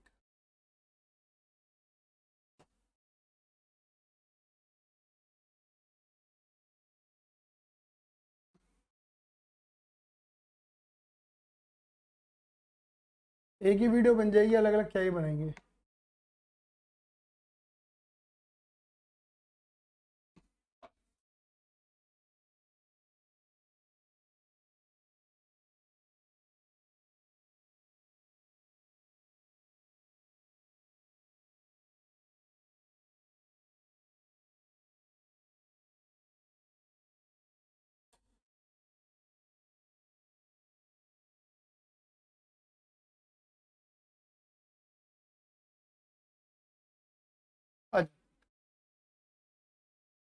देखिए यहां पे लिखा है contingent asset and contingent liability. Contingent asset, contingent liability. देखो अगर मैं इसको समझाने के लिए बैठूं तो यहाँ पे तुम्हें दिख रहा होगा एक अंकल जी हैं और वो अंकल जी क्या कर रहे हैं, डब्बे के अंदर, सॉरी कुछ ग्लोब के अंदर फ्यूचर देख रहे हैं। आपने देखा होगा ऐसा मूवीज वगैरह में, ऐसा क्या होता है मुझे पता नहीं, ठीक है ना। तो वो फ्यूचर प्रिडिक्शन कर रहे हैं, फ्यूचर देखने की कोशिश कर रहे हैं। तो कंटिजेंट का मतलब ही यही होता है, फ्यूचर, फ्यूचर प्रिडिक्टेड एसेट और लायबिलिटीज, मतलब फ्यूचर में आने वाली एसेट या फ्यूचर में आने वाली लायबिलिटीज। आया समझ में नहीं आया? मेरी बात क्लियर हो गई नहीं हो गई? अब एग्जाम्पल की बात करके चलते हैं। जैसे सपोज मान के चलो, ठीक है, सपोज मान के चलो आकर्ष को एक लड़की से प्यार हो गया, क्लियर ही नहीं है, आकर्ष को एक लड़की से प्यार हो गया, उन्हें पापा को बोल दिया पापा अपना अपन तो शादी इसी से ही मनाएगा, क्लियर ही नहीं है? बोलो हाँ है ना, ठीक है। अब पापा क्या है, पापा ये रहे, पापा देख रहे फ्यूचर, किस लड़की के साथ इसका फ्यूचर क्या है, समझ गए? बोलो हाँ ये ना, कि शादी करेगा, बाल बच्चे करेगा, लाइबिलिटी आएगी, रिस्पॉन्सिबिलिटी आएगी, बच्चे पालने, बीवी पालनी है, ओह माय गॉड, क्लियर ही नहीं है? आया सही में नहीं आया? तो मैं ये समझाना क्या चाह रहा हूँ कि भाई फ्यूचर में आने वाली जो लाइबिलिटीज है ना, वो तुम्हारे पुराने कर्मों पे ही डिपेंड करता है, समझ गए? इसे प्यार ही नहीं होता तो वो होता, पुराने कर्म क्या थे, इसे प्यार हुआ। लेकिन फ्यूचर में आने वाली एसेट भी तो दहेज, डाउरी मिलेगी, BMW मिलेगी, समझ गए? क्लियर ही नहीं है? ये क्या है, एसेट है कि भाई ओहो एक लड़की लड़की है, भाई पापा एक लड़की लड़की है, प्रॉपर्टी बहुत है, सारी प्रॉपर्टी की मालकिन ये है, बोलो हाँ ये ना, समझ गए? तो मैंने बोला ऐसे भी लायबिलिटी बनती है एसेट भी बनती है भाई, समझ गए? तो कहने का मतलब क्या है कि फ्यूचर ऐसा ही नहीं कि वो फ्यूचर है, फ्यूचर डिपेंड करता है हमारे पुराने कर्मों से, मतलब आज जो हम कर्म कर रहे हैं, पिछले जो हमने कर्म करे हैं, उसी से ही हमारा फ्यूचर डिसाइड हो रहा है कि भाई हमारे फ्यूचर में क्या आने वाली है, एसेट्स या लायबिलिटी। आज के कर्मों से जो एसेट लायबिलिटी पैदा होगी वही हमारा कंटीजेंट एसेट और कंटीजेंट लायबिलिटी है। इसी के ऊपर बात करता है कौन, अकाउंटिंग स्टैंडर्ड नंबर 29। यही मैं कहना चाह रहा हूँ कि अकाउंटिंग स्टैंडर्ड नंबर 29 क्या कहता है, contingent asset contingent liability defined under accounting standard 29 provisions, इसका नाम है provisions contingent asset and liabilities. आया सही में नहीं आया? मतलब प्रोविजन के पूरे पूरे पीछे AS29 लगता है, रिजर्व के पीछे ये लगता है। आया सही में नहीं आया? क्लियर नहीं है? तो let's talk about contingent asset. पहले कंटीजेंट एसेट की बात करते हैं, ये ना प्यार हुआ, इकरार हुआ, दहेज आएगा, BMW आएगी, प्रॉपर्टी का मालिक बनूंगा, क्लियर ही नहीं है? हाँ है ना? शॉर्टकट तरीका अमीर बनने का, ठीक है? बात क्लियर हो गई नहीं हो गई? लंबी चौड़ी हाइट कर लो, जिम जाओ, बॉडी बनाओ, ठीक है, ABCS में पार्टिसिपेट करो, मिस्टर और मिस में, हाईलाइट करो खुद को, फोटो खिंचाओ 4, सोशल मीडिया से कनेक्टेड रहो, कोई ना कोई लट्टू हो ही जाएगी। आया सही में नहीं आया? चलो क्लियर है? मस्त तेरे लिए नहीं कह रहा मैं, ये कुछ हो रहा है, ठीक है, पढ़ ले तू, तेरा भविष्य पढ़ने में ही है। चलो अब क्या लिखा है, कंडीशन आदर्श अपने लिए बुलवाना चाह रहा है, अब बेटा चलो अब कंडीशन एसेट क्या लिखा है, देखो कंडीशन एसेट का होना ना होना किस पे डिपेंड करता है, 3 कंडीशन डिपेंड करना। कितनी कंडीशंस? 3 कंडीशन। तो बेटा मैंने यहाँ पे डिफाइन कर रखी है 3 कंडीशन कि कंडीशन एसेट इन 3 बातों पे ही डिपेंड करता है। वो 3 बातें क्या है? पहली बात बोलो क्या लिखा है, पास्ट इवेंट। पास्ट इवेंट का मतलब है भूतकाल में, है ना, भूतकाल में मतलब पास्ट में कुछ ना कुछ ऐसे कुकर्म हुए हो, कुछ ऐसे गंदे गंदे काम हो गए हो जिससे हमारी भविष्य में क्या बन रही हो, एसेट बन रही है। अभी लायबिलिटी नहीं बना रहे यार, टेंशन ले रहा है, पहले एसेट बना ले, ठीक है? भविष्य में क्या बन रही है हमारी, एसेट। बोलो हाँ ये ना, क्लियर? अच्छा, कंफर्मेशन अक्रेंस और नॉट अक्रेंस ऑफ वन और मोर अनसर्टेन फ्यूचर इवेंट। सुनो, उस एसेट का बनना या ना बनना, बनना या ना बनना कुछ होने ना होने पे डिपेंड कर रहा है, कुछ होने या ना होने पे डिपेंड कर रहा है, और वो होना ना होना मेरे कंट्रोल से बाहर, नॉट होली कंट्रोल, मेरे कंट्रोल से बाहर। आओ बड़ा प्यारा सा एग्जाम्पल देता हूँ आकर्ष का, ठीक है ना। इसे छेड़ा यार अभी मुझे, बिना बात की छेड़ दिया, ठीक कर दिया इसने, ठीक है। देखो पास्ट इवेंट क्या हुआ, प्यार हुआ, इकरार हुआ, बोलो हाँ या ना। भविष्य में क्या है, कुछ होना ना होना, मैरिज, शादी, अरे बोलो हाँ या ना। अरे क्लियर है ये नहीं है। और वो शादी होना ना होना इसके कंट्रोल से बाहर है। क्या पता लड़की के घर वाले मानी ना, गांव भेज दें लड़की को, वहीं पढ़, वहीं कराएंगे गांव में तेरी शादी, बोलो हाँ या ना। हाँ या ना, होता है ऐसा, इंडियन फैमिलीज में बहुत होता है, क्लियर ही है, होता होगा, ठीक है ना। ये कुछ भी कर ले, मैं नस काट लूंगा, गला काट लूंगा, कर ले, बोलो हाँ या ना। अरे क्लियर है ये नहीं है, तो भैया क्या है, पास्ट इवेंट क्या हुआ, विल यू मैरी मी, ये प्रपोजल जो दिया, जो मैरी है वो होना ना हो, मतलब वो जो इसकी एसेट बनेगी, जिसे दहेज मिलेगा इतना सारा वाला एसेट जो बनेगी दहेज, हाँ है ना, वो किस पे डिपेंड कर रही है, और वो मतलब शादी के होने ना होने पे, अगर होगी तो दहेज बनेगा, नहीं हुई तो दहेज नहीं बनेगा, हाँ है ना। और वो शादी होना ना होना इसके कंट्रोल से आया, सही में नहीं आया, क्या एग्जाम्पल दिया विवेक, शाबाश, आया सही में, बात की कोई,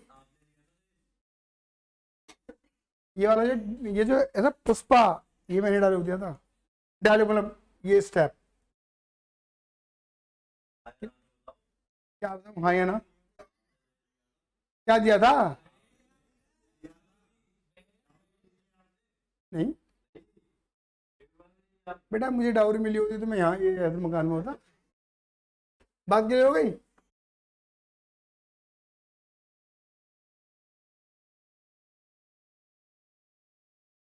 ठीक है, लेकिन बनियों में ना एक डायलॉग है, ठीक है, देखो जी ऐसा है, हम तो लेंगे नहीं, आपको जो देना अपनी बेटी को दे रहे हो,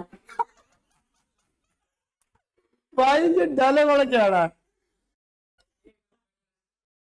हम तो 1 रुपये रिश्ते कर रहे हैं, चलो 1 रुपये 1 करोड़ होता है वहां पे,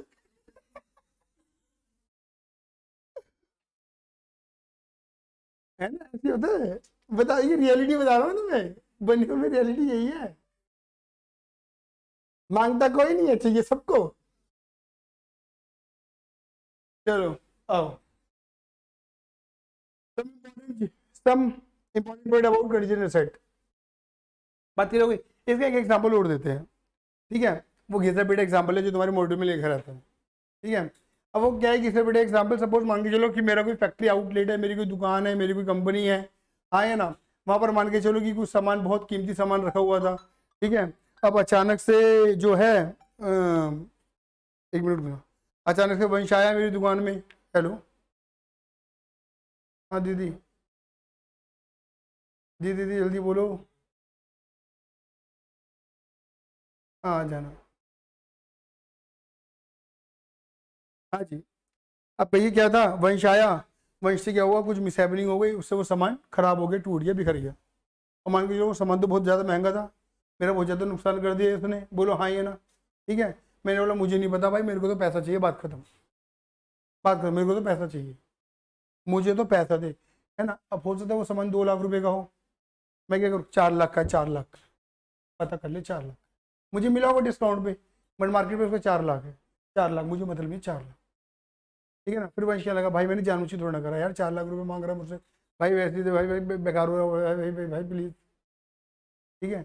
भाई नहीं भाई नहीं भाई, मैं कहा नहीं मुझे नहीं बताओ, भाई मैं नहीं दे पाऊंगा, भाई मैंने जानबूझ के थोड़ा ना करा है, मैं कहा भाई चाहिए तो चाहिए पैसा, भाई मैं नहीं दे पाऊंगा, हो गई लड़ाई, दंगे हो गए, कोर्ट कचहरी का मामला हो गया, मैंने कोर्ट में इसके खिलाफ केस कर दी कि भाई इसने मेरा नुकसान करा था, है ना।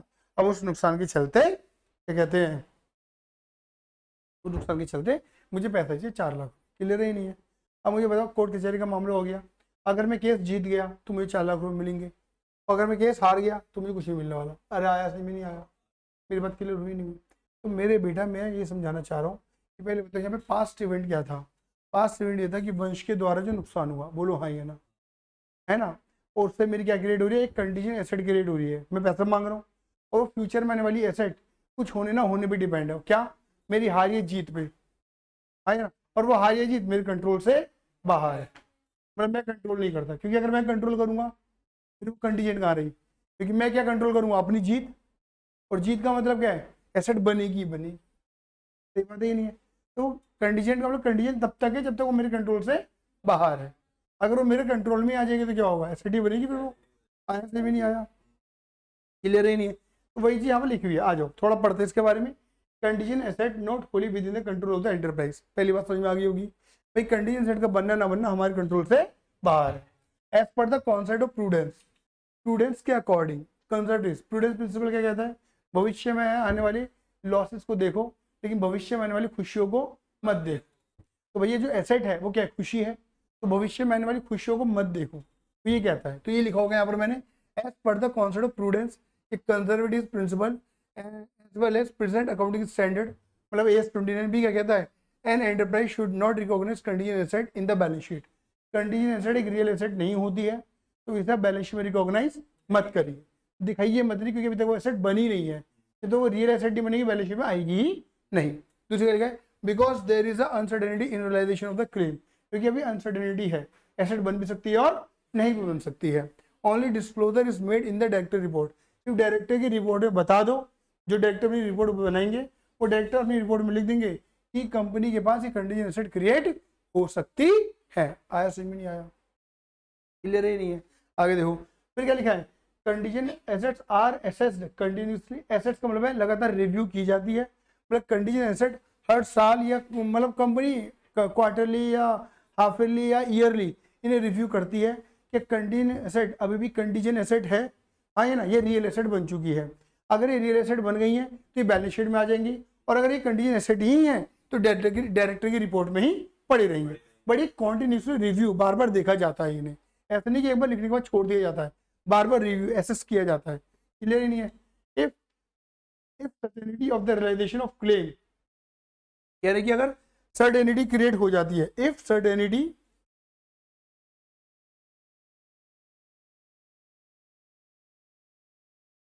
certainty of realization of claim is arise, then contingent assets no longer contingent and recognized in the financial statement of the period in which it changes occurred। बात समझ में ही नहीं आई, ये लिखा है कि अगर आपको लगता है एसेस करने पे कि अब सर्टेनिटी क्या है, अब इन एसेट से बेनिफिट आने वाला है, या आएगा या आ चुका है, मतलब फाइनेंशियल इकोनॉमिक बेनिफिट आ गया है, आने वाला है या आएगा ही आएगा, ऐसी कंफर्मेशन से मिल गई है तुम्हें, सर्टेनिटी आ गई है, आया समझ नहीं आया, तब वो कंडीशन नहीं है, तब क्या हो चाहिए, एक्चुअल एसेट बन चुकी है, और उसे कहाँ दिखा दो, फाइनेंशियल स्टेटमेंट मतलब बैलेंस शीट में दिखा दो। आया समझ में नहीं आया, बोलो फटाफट, हाँ या ना।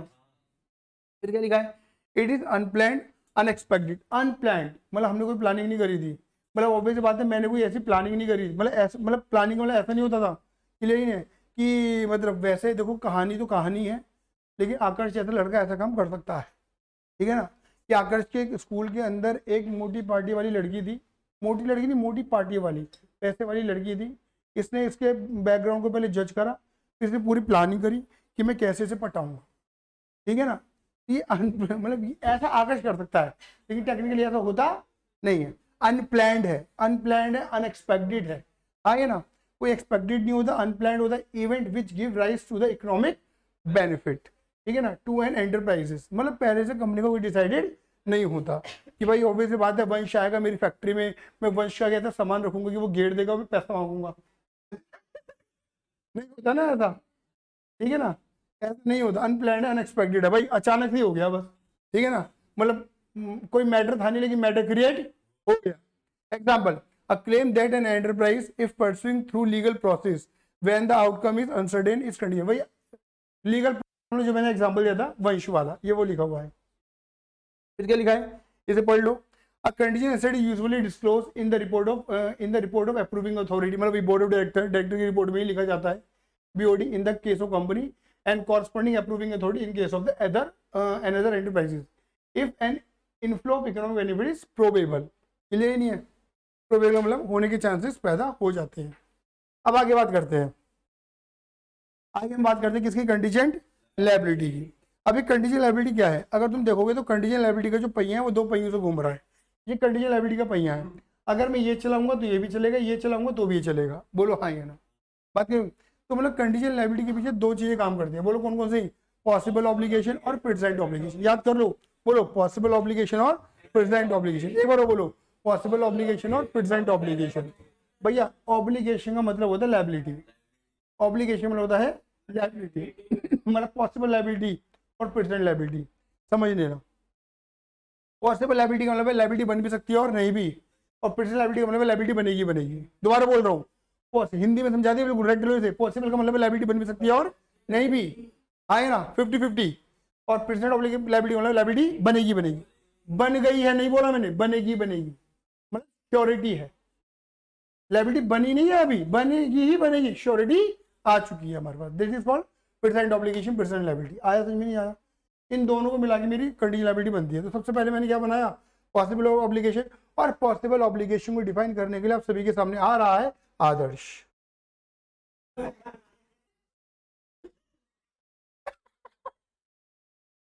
मतलब नहीं लग रहा? इतने सालों में मिला है मुझे ये चेहरा यहीं पर बैठा हुआ, ठीक है। तो बता रहा हूँ आदर्श, तू मुझे हुआ ले थी बस, बात करना। यही है साइड पे, मैं दिखा सकता हूँ सब बच्चों को यहाँ पर। आ जा यहाँ दिखा दूँ भाई, वीडियो वायरल हो जाएगी। आया चलो चलो चलो चलो चलो चलो।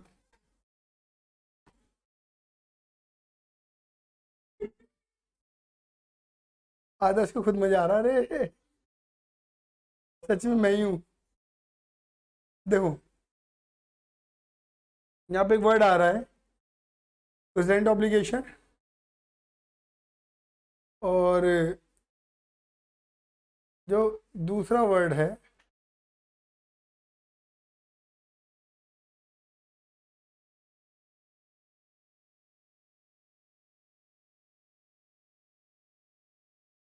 जो दूसरा वर्ड है वो है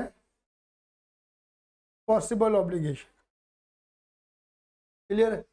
अब देखो ध्यान से पढ़ना, यहाँ पे लिखा है N obligation is a present obligation, ऊपर वाला पढ़ रहा हूँ, और ये AS 29 से उठाई है डेफिनेशन मैंने। An obligation is a present obligation, एक ऑब्लिगेशन को प्रेजेंट ऑब्लिगेशन बोलेंगे, मतलब एक लायबिलिटी प्रेजेंट लायबिलिटी कहलाएगी based on the evidence available. उसके उसके अगेंस्ट में हमारे पास क्या होना चाहिए? सबूत अवेलेबल है। तो मतलब सबूत के आधार पर ही हम डिसाइड करेंगे कि क्या है, प्रेजेंट है या पॉसिबल है। Based on the evidence available is existence at the balance sheet date.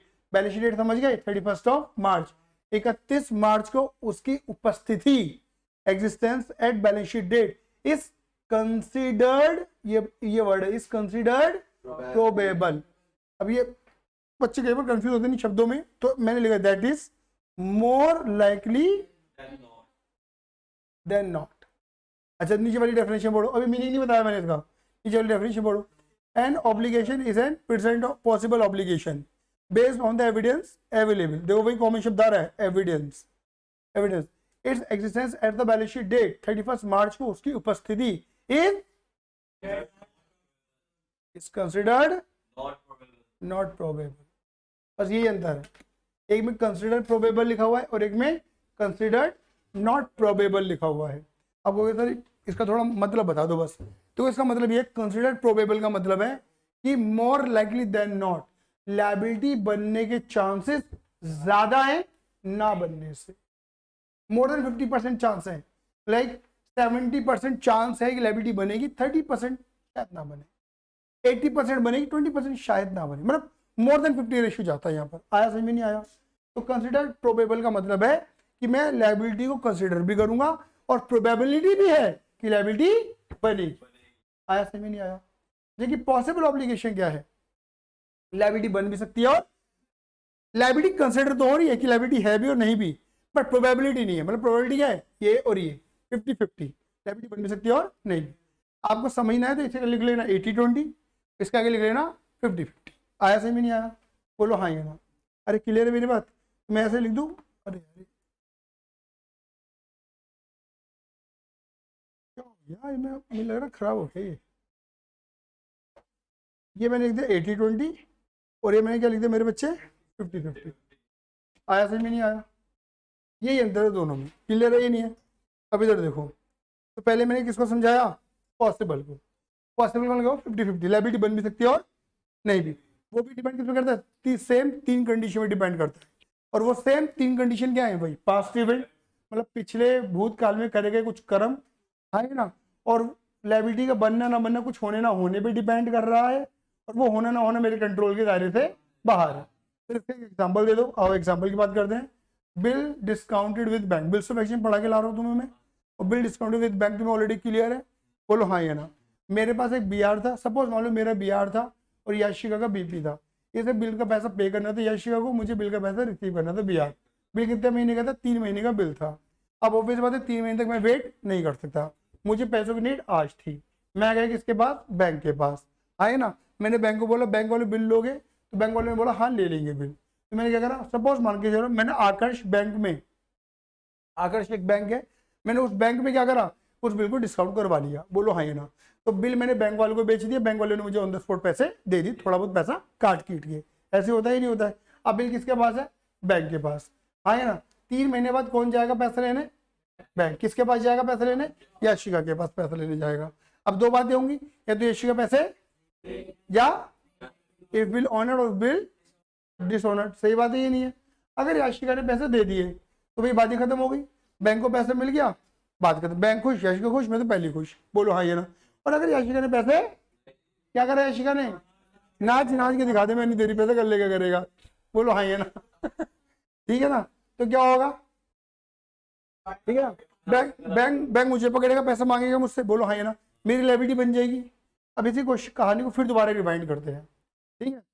जब मैंने बिल बैंक को, ये मेरी लायबिलिटी क्यों बनी, क्योंकि बिल मैंने बैंक को बेचा, ये क्या था मेरा पास्ट इवेंट, बोलो हाँ या ना, क्लियर है ना। ठीक है, ना होता बास ना बचती बांसुरी, ठीक है ना।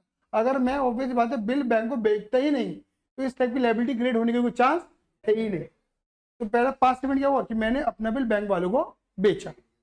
अब बिल बेचने दे, फ्यूचर में 2 कंडीशन पैदा हो रही है, पैसे देगी नहीं देगी, पैसे देगी नहीं देगी, कुछ होने ना होने पे।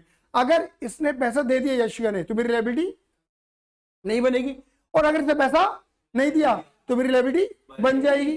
सही बात कह रहा हूँ नहीं कह रहा हूँ, आया समझ में नहीं आया, अरे बोलो हाँ या ना, ठीक है ना। तो कुछ होने ना होने पे डिपेंड कर रहा है, क्लियर है दीदी, हाँ ना। और वो होना ना होना मेरे कंट्रोल से भाई, ये पैसे देगी नहीं देगी तो मेरे कहने पे थोड़ा देगी, ये तो नहीं देना नहीं देना इसकी मर्जी है, ये तो देना देना इसकी मर्जी है, ये मेरे कंट्रोल से बाहर है। क्योंकि अगर ये मेरे कंट्रोल में होती तो मैं 3 महीने का वेटिंग क्यों करवाता, 3 महीने पहले पैसे निकलवा लेता। सही बात है ये नहीं है, अरे आया से भी नहीं आया, तो क्या है हमारी पॉसिबल ऑब्लिगेशन है, क्या है बेटा हमारी ये पॉसिबल, लायबिलिटी बन भी सकती है और नहीं भी, 50-50% चांस है, आया ना। पैसे दे दिया तो ठीक, मतलब 1:1 की प्रोबेबिलिटी है, आया सही में नहीं आया, अरे क्लियर है। देखो मैंने एग्जांपल भी लिखा हुआ है, बिल डिस्काउंटेड विद बैंक। क्या मेरी बात क्लियर हो गई, बात क्लियर हो गई, ठीक है। इसका एक एग्जांपल और दे दूं, चलो एक तुमने पढ़े होंगे 12th क्लास के अंदर क्यूमुलेटिव प्रेफरेंस शेयर्स, मैंने पढ़ाए हैं स्पेशली, आपने पढ़े नहीं पढ़े वो बात की बात है, ठीक है ना। क्यूमुलेटिव प्रेफरेंस शेयर्स, अभी क्यूमुलेटिव प्रेफरेंस शेयर्स क्या होते हैं, क्यूमुलेटिव प्रेफरेंस शेयर्स की जो फीचर होता है, जिसका कैरेक्टर होता है, वो ये होता है कि उन प्रेफरेंस शेयर्स के ऊपर जो डिविडेंड दिया जाता है वो ईयर बाय ईयर एक्यूमुलेट होता रहता है। सपोज अगर मान के चलो कंपनी ने इस साल लॉस कमाया तो कंपनी डिविडेंड तो देती नहीं है, पर कंपनी क्यूमुलेटिव प्रेफरेंस शेयर्स को ये कह देती है कि बेटा तुम्हारा डिविडेंड कहीं नहीं मरने वाला, जब अगर अगले साल हमने प्रॉफिट कमाया ना तो इस साल का और अगले साल का मिलाकर डिविडेंड दे देंगे। आया सही में नहीं आया, अरे बोलो हाँ। तो ऑब्वियस ही बात है, इसमें पास्ट इवेंट क्या हुआ, इसमें पास्ट इवेंट क्या हुआ, ये कंपनी ने शेयर इशू करे क्यूमुलेटिव वाले, ये पास्ट इवेंट है। और ऑब्वियस बात है उस क्यूमुलेटिव प्रेफरेंस शेयर्स के ऊपर कंपनी को क्या पे करना पड़ेगा, डिविडेंड। और डिविडेंड का पे करना किस पे डिपेंड कर रहा है, प्रॉफिट के होने या ना होने पर, बोलो हाँ या ना, क्लियर ही है। और प्रॉफिट लॉस कंपनी के दायरे से बाहर रहता है, आया समझ में नहीं आया। चलिए अब बात करते हैं प्रेजेंट ऑब्लिगेशन की। देखो ये कहानी बड़ी इंपॉर्टेंट है। प्रेजेंट ऑब्लिगेशन क्या है कि लायबिलिटी बनने के चांसेस ज्यादा है ना बनने से। तो पता क्या होता है, प्रेजेंट ऑब्लिगेशन भी एक तरीके की कंडीशन लायबिलिटी ही होती है, बट हम इसे कंडीशन लायबिलिटी मानते नहीं है, इसे हम बैलेंस में रिकॉर्ड कर देते हैं। सर कैसे रिकॉर्ड कर देंगे, आपने अभी तो बोला कि लायबिलिटी भविष्य में आने वाली लायबिलिटी है, अभी बनी नहीं है, लेकिन आप बोलो बनने के चांस ज्यादा है, चांस ज्यादा है ना, फ्यूचर में लायबिलिटी फ्यूचर में लॉस है ना, तो फ्यूचर में आने वाले लॉसेस लायबिलिटी को आज ही रिकॉर्ड कर लो। ऐसा कौन कहता है? प्रूडेंस प्रिंसिपल कहता है।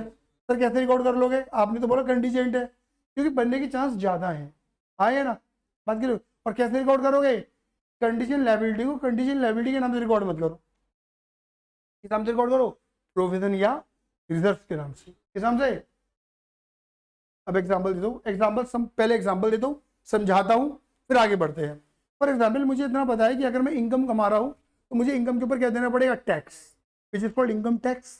बोलो हाँ ये ना, हाँ ये ना। मतलब फ्यूचर में मेरी लायबिलिटी है या नहीं है? सरकार के रेस्पेक्ट में मेरी लायबिलिटी है, और वो लायबिलिटी क्या है? इनकम टैक्स पे करना सरकार को। बोलो हाँ ये ना। जब इनकम कमाई है तो टैक्स तो देना पड़ेगा ही पड़ेगा। जब इनकम कमाई है तो टैक्स तो देना पड़ेगा ही पड़ेगा। क्या मेरी बात इतनी क्लियर है? ये नहीं जल्दी बोलो फटाफट से। आइए, बहुत बढ़िया। अब कहानी को समझना, मैं समझाना क्या चाह रहा हूँ आपको, ठीक है? कहानी को समझना, ठीक है? जब क्या बोला मैंने? जब इनकम, हाँ, टैक्स देना ही पड़ेगा, ठीक है? तो इनकी ऑब्वियस बात है, लायबिलिटी बनने की चांस क्या है? बनेगी लायबिलिटी, हाँ यार। लेकिन टैक्स मुझे कितना देना पड़ेगा उसके भी कैलकुलेशन हुई। लेकिन आप एक्सपेक्टेड कैलकुलेशन तो कर सकते हो, लगभग अनुमानित कैलकुलेशन, हाँ सर कर सकते हैं। तो बस उसी अनुमानित कैलकुलेशन को मानकर अपनी लायबिलिटी क्रिएट कर दो। किस नाम से? प्रोविजन फॉर टैक्स के नाम से। ये तुमने पढ़ा होगा ऑलरेडी क्लास 12 के अंदर, कैश फ्लो स्टेटमेंट के अंदर, कि हम बनाते थे प्रोविजन फॉर टैक्स। अरे आया समझ में? नहीं आया? बोलो हाँ ये ना।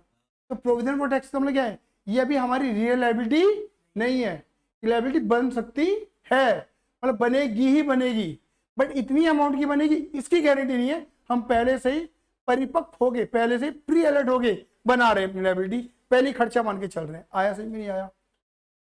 जिससे जब लायबिलिटी देने की बात आए तो अपने पास क्या हो? पैसा हो।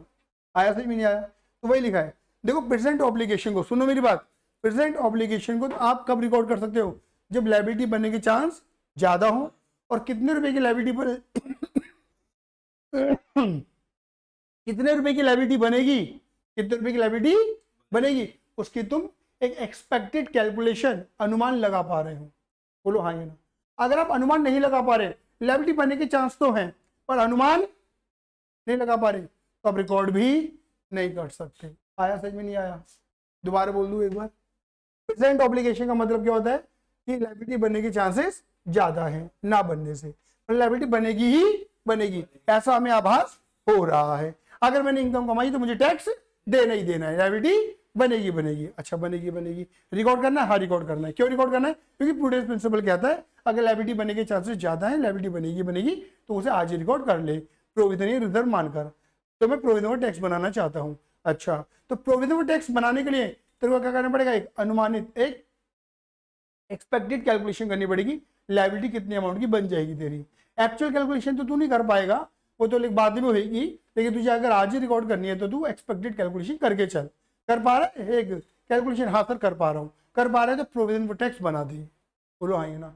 और अगर तू कैलकुलेशन तो तू रिकॉर्ड नहीं कर सकता, प्रोविजन फॉर टैक्स के नाम से रिकॉर्ड नहीं कर सकता, वो कंडीशन लायबिलिटी के तौर पे रिकॉर्डेड रहेगी। आया सही में? नहीं आया? अरे दीदी बोलो हाँ या ना। क्लियर ही नहीं है? सर कोई और तरीका नहीं? हाँ है एक तरीका, प्रोविजन हटा के रिजर्व फॉर टैक्स बना दो। क्या बना दो? Reserve for tax. आया सही में? नहीं आया? मतलब सर ये क्या करा आपने? देखो अगर तुम एक कैलकुलेशन कर पा रहे हो तो बनाओ प्रोविजन फॉर टैक्स। तुम्हें पता है यार कैलकुलेशन तो नहीं हो पा रही, कैलकुलेशन तो नहीं हो पा रही, लेकिन यार फ्यूचर में टैक्स तो देना है, फ्यूचर में टैक्स तो देना है, एक्सपेक्टेड तो है ना, टैक्स लायबिलिटी बनेगी, टैक्स तो देना है यार। पैसे तो अलग से उठा के रखना है, अगर पैसा मैंने अलग से उठा के नहीं रखा और टैक्स देने की बारी आएगी और पैसा नहीं हो मेरे पास, मैं क्या करूंगा? तो तब यहाँ पे अकाउंट कहती है कोई बात नहीं, मत बना प्रोविजन, क्या बना डाल? रिजर्व, गुल्लक बना ले। हाँ ये ना, मतलब कैलकुलेशन है तो प्रोविजन, कैलकुलेशन नहीं है तो रिजर्व। मतलब ऐसे हथियार दे रखे हैं, तो कुछ भी नहीं कर पा रहा तो वो कंटीजेंट ही रहेगी, फिर वो बैलेंस में रिकॉर्ड नहीं होगी। मेरी बात समझ पा रहे हो? बोलो अब आ जाओ पढ़ो। क्या लिखा है? Depending on past event. Obvious बात है, पास्ट इवेंट का मतलब क्या हुआ भाई? टैक्स को देना पड़ेगा क्योंकि इनकम कमाई है। बोलो हाँ है ना। अब क्या लिखा है? It is probable about outflow of the economic benefit. ठीक है ना, मतलब एक तरीके से प्रोबेबिलिटी बन रही है, not probable about settlement of the obligation require outflow. Clear नहीं है?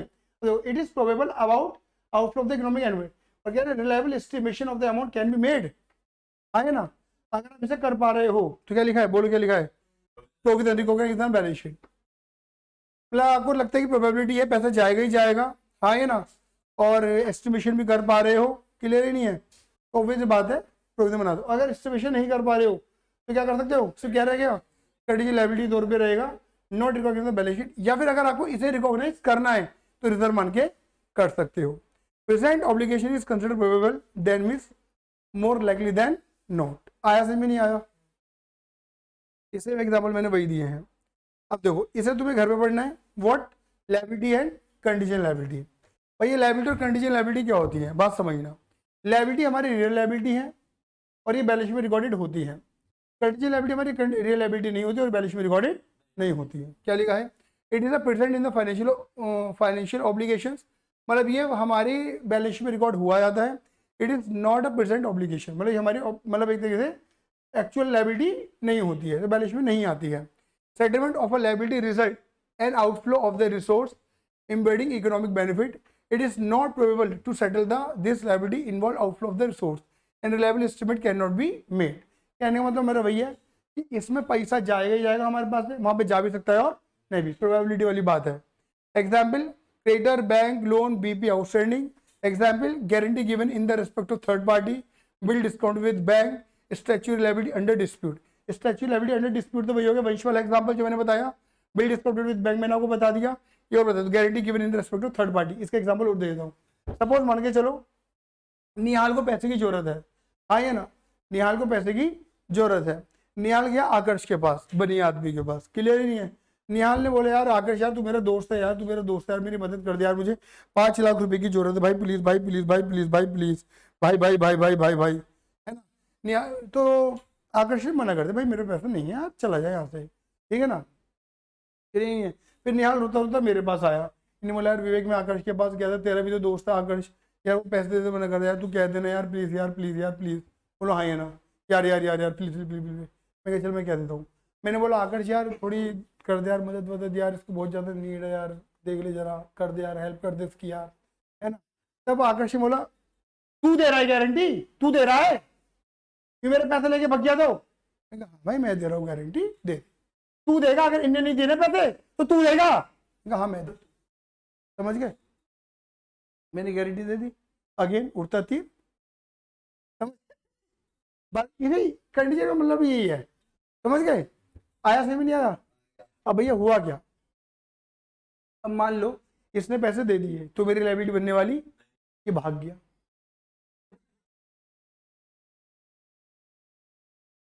ये तो भाग गया, अब आकाश किसको पकड़ेगा, यही है वो एग्जाम्पल, समझ गए। अब इसमें तुम तीनों कंडीशनें लगा लेना, पास्ट इवेंट भी है, कुछ होना ना होना भी है, और वो होना ना होना मेरे कंट्रोल से बाहर है। सही बात है ये नहीं है, सही बात ये नहीं है। तो इसमें पैसा जाएगा नहीं जाएगा गारंटी नहीं होती, क्योंकि एक्चुअल लायबिलिटी नहीं होती ना। ये recognise in the liability side, ये बैलेंस शीट में रिकॉर्डेड होती है और ये बैलेंस शीट में रिकॉर्डेड नहीं होती, फुट नोट में, बैलेंस शीट के नीचे दिखाया जाता है फुट नोट में। आया समझ में नहीं आया, अरे क्लियर है।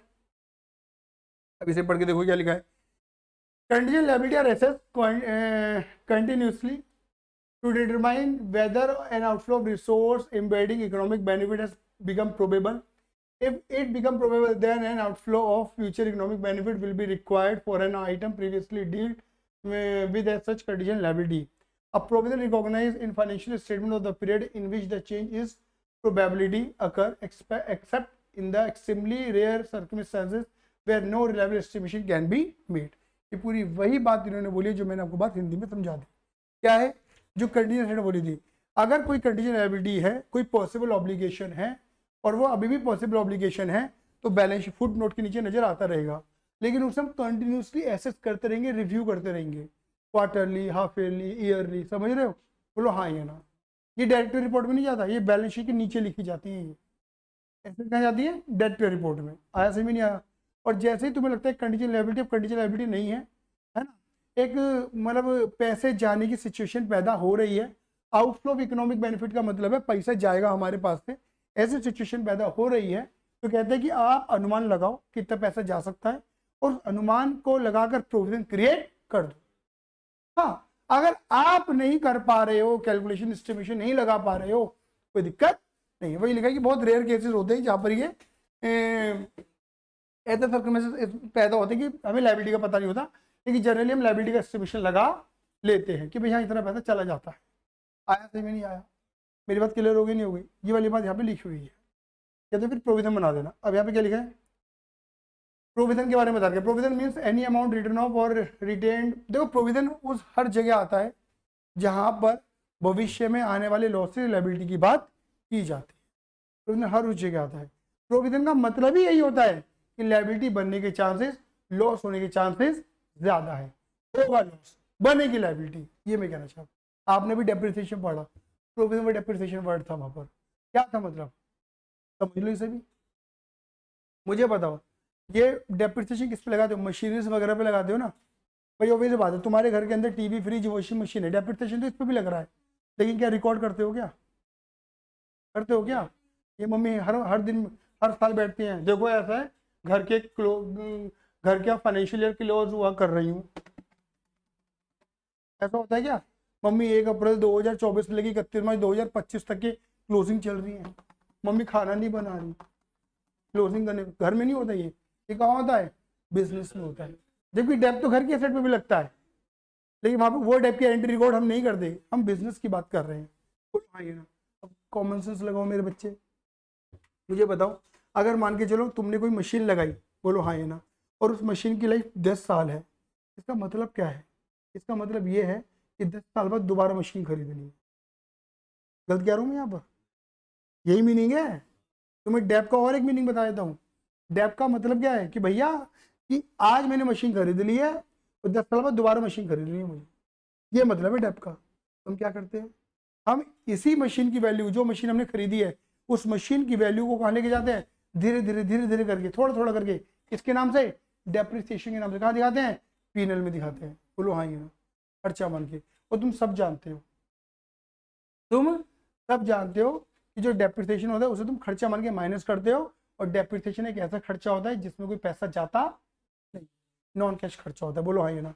तो डेप दिखाने का मतलब क्या? ये नहीं मतलब निकल रहा कि मैं प्रॉफिट का एक पार्ट अलग कर रहा हूँ, प्रॉफिट का एक पार्ट अलग कर रहा हूँ, किसके नाम से? डेप के नाम से। और वो हर साल अलग करता रहूंगा, और वो जुड़ता रहेगा कहां पर? प्रोविजन के अंदर जुड़ता हुआ नजर आता है। इसका मतलब क्या है कि मैं एक मशीन को यूज करते करते करते करते करते आने वाली मशीन के लिए पैसा इकट्ठा कर रहा हूँ प्रोविजन के अंदर। बोलो हाँ ये, मेरी बात क्लियर हुई नहीं हुई? ये भी नहीं निकल रहा है। और प्रोविजन का मतलब क्या? यही तो है।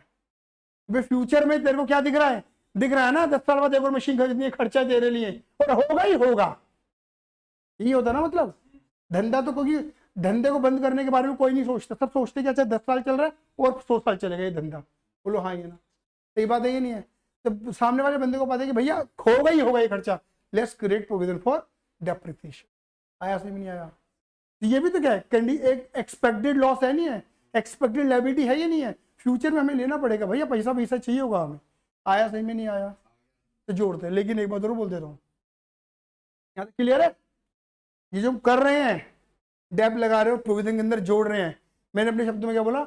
एक मशीन को यूज करते करते, डेप लगाते लगाते, प्रोविजन बनाते बनाते, जोड़ते जोड़ते आने वाली मशीन के लिए पैसा जोड़ रहे हैं। मैंने ये बोला ये कुछ पैसा होता सब खोखला, समझिए, ये सब खोखला है। प्रोविजन एक गुल्लक होती है, रिजर्व एक गुल्लक होती है, बट खोखली, 1 भी रुपया नहीं होता उसके अंदर। ध्यान रखना, हमें पढ़ाया तो यही जाता है कि देखो गुल्लक का बना रहे हैं, प्रूडेंट प्रिंसिपल लगा रहे हैं, पैसा जोड़ रहे हैं। कुछ नहीं जोड़ रहा भाई, खोखला सब। सब जनरल एंट्रियां घूम रही है बस, और कुछ नहीं है। एंट्रियां रिवाइंड हो रही है बस, घूम रही हैं, कुछ होता हटा नहीं। तो भैया फिर इसका पर्पस कैसे पूरा होगा? पर्पस 2 मेथड से पूरा होता है जो तुम्हारे कोर्स में है ही नहीं।